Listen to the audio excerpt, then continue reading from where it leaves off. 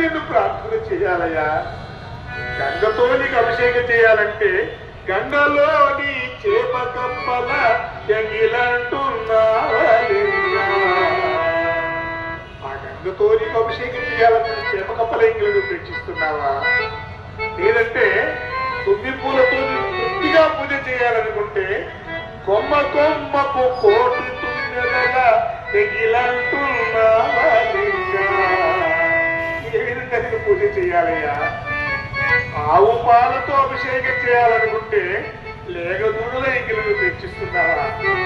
స్వామి, ఈ జీవితం ఇలాగే అలా పొగినా పర్వాలేదు. మీ రాకు కోసం ఎదురు చూస్తారంట. ఆహారాన్ని మానేసి నీరు త్రావటం కూడా మానేసి వాయుభక్షణం చేస్తూ ఓం నమ శివాయ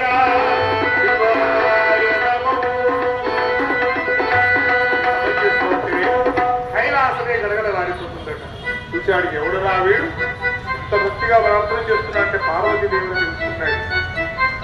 తను తన కోసమని తెలుసుకుని ఒకవేళ పార్వతీదేవుని చూడాలని మనసులో ఉన్న గద్దరీకం అడ్డు వచ్చింది మన్మథ బాణ ప్రభావం చేత వెళ్ళాలి, ఎప్పుడు చూడాలా అని అనుకున్నా పార్వతీదేవి యొక్క భక్తిని పరీక్షించాలని ముది బ్రహ్మచారి వేసి